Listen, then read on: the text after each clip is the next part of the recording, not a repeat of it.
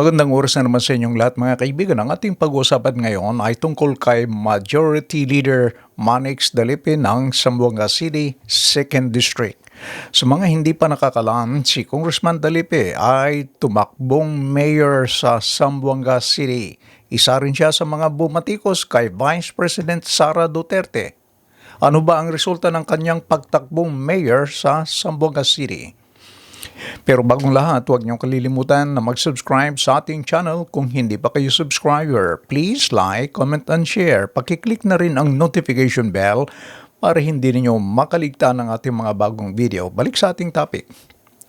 Si Congressman Manix Dalipe ng Zamboanga City 2nd District ay siyang majority leader ng House of Representatives. Siya rin ang pinagkakatiwalaan ni House Speaker Martin Romualdez. Siya rin yung nagpatutsada kay Vice President Sara Duterte dahil inililihis daw ni VP Sara ang issue upang makaiwas sa pananagutan sa sinasabing maling paggamit ng 612.5 million pesos na confidential funds na inilaan sa Office of the Vice President at Department of Education sa ilalim ng kanyang pamumuno. Ayon kay Congressman Dalipe, dapat nang itigil ng Vice President ang taktika at pambubudol dahil patuloy na ginagamit ni VP Sara ang kanyang Chief of Staff bilang human shield.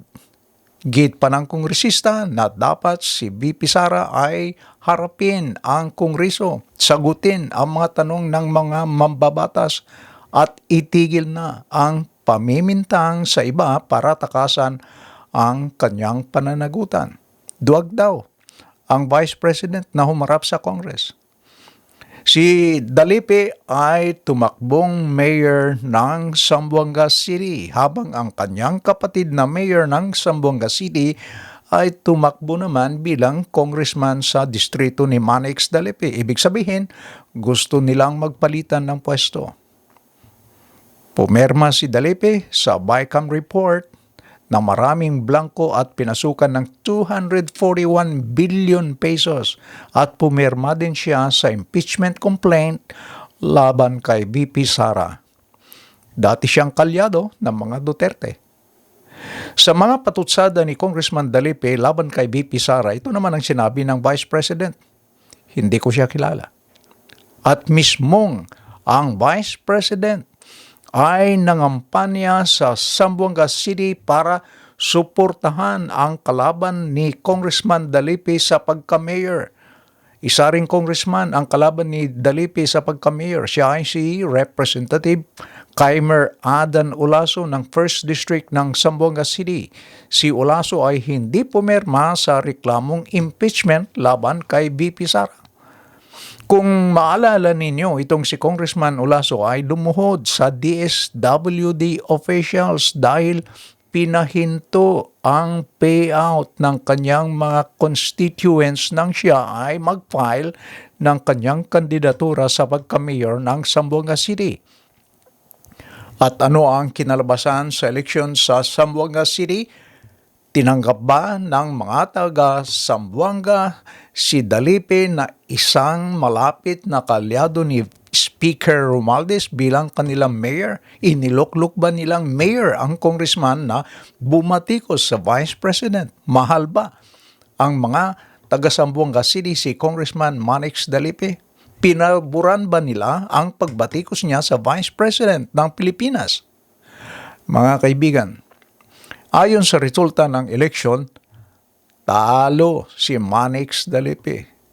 Si Kaimer Adan Olaso ang nanalo with 169,345 votes habang si Manix Dalipe ay talo with 122,336.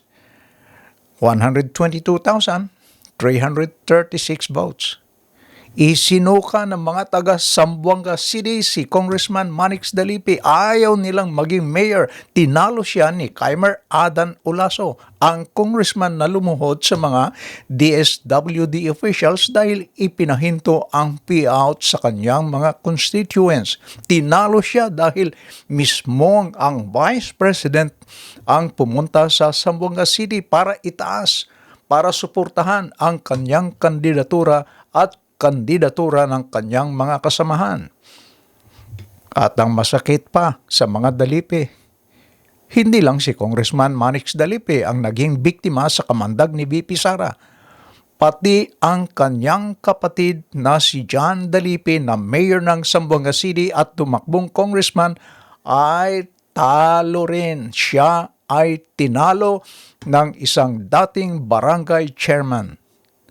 Mga kaibigan, panoorin ang video na may kaugnayan sa ating topic. Lumuhod ako sa inyo, lumuhod ako, Ate. Hindi kailangan ko kasi ako. Tuloy nyo lang, Ate. Please naman ko. Lumuhod ako sa inyo, lumuhod ako, Ate. Hindi kailangan ko kasi ako. Tuloy nyo lang, Ate.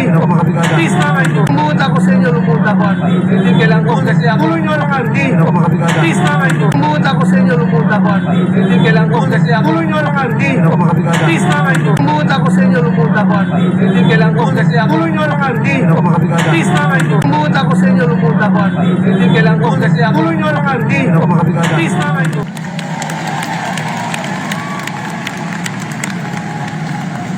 Kapag pinoto niyo siya, alam niyo ito si Glimmer, kawawa ito ba? Hindi siya pumirma sa impeachment ko.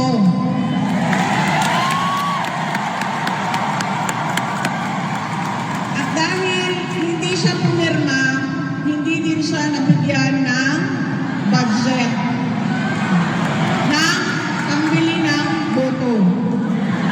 Yung mga pumirma, sila yung madaming budget pambili ng boto.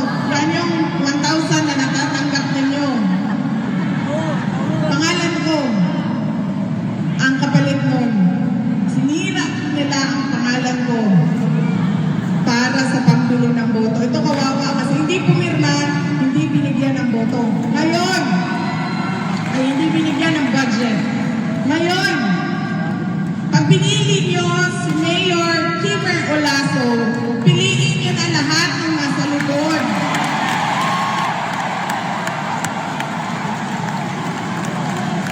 Ang Vice Mayor natin, si Ma'am Beth Limaco.